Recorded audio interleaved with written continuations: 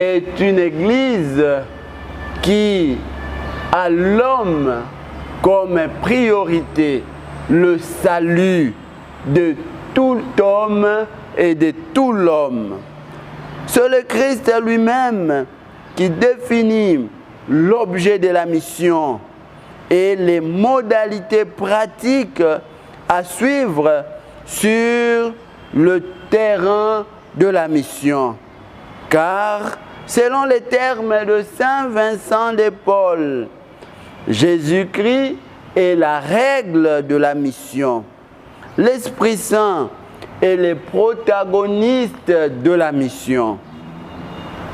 De par le baptême, nous avons tous été envoyés comme un peuple de prophètes, peuple de rois, peuple de prêtres, chargés d'apporter au monde la vraie lumière, la parole de la vérité, cette parole qui fait vivre. Personne ne peut se déclarer chômeur dans l'Église.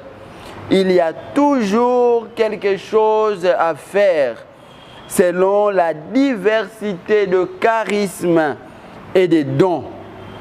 Il existe dans l'Église de la place pour tous.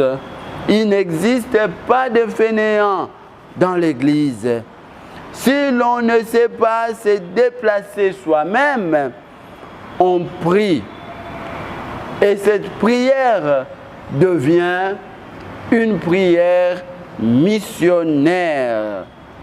C'est pourquoi le Christ souligne que la moisson est abondante, mais les ouvriers peu nombreux. Priez donc le maître de la moisson d'envoyer les ouvriers à sa moisson.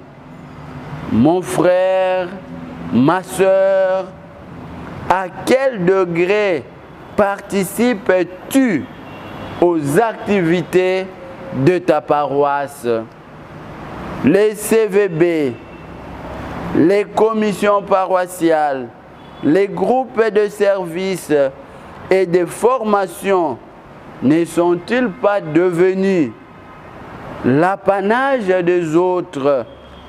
Et vous, vous avez acquis un nouveau statut que vous vous êtes donné vous-même, un chrétien de dimanche ou bien un chrétien sans mouvement, un qualificatif qui fait stagner les dons et les grâces reçues de Dieu.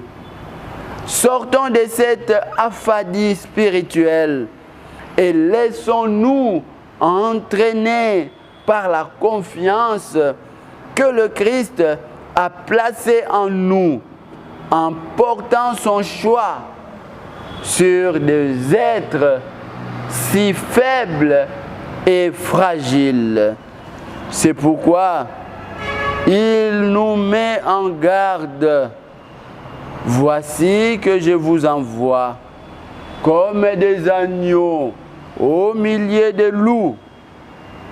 Nous sommes dans le monde, mais nous ne sommes pas du monde. Voici pourquoi le monde nous déteste.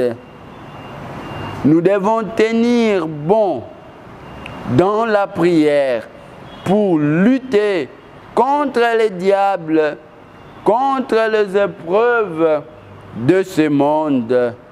Je voulais citer Chiara Lubich, qui est la fondatrice du mouvement Focolari, qui disait: Dieu ne nous demande pas d'être des ouvriers parfaits, des prédicateurs parfaits ou des personnes parfaites de prière.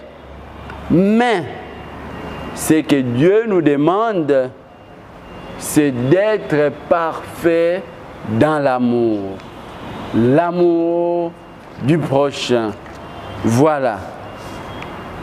En nous appuyant sur l'auteur même de la mission qui nous assure et nous rassure de sa paix, la paix à recevoir de lui et la paix à transmettre à nos frères, à nos sœurs, aux prochains, pour la plus grande gloire de Dieu. Demandons à Dieu la grâce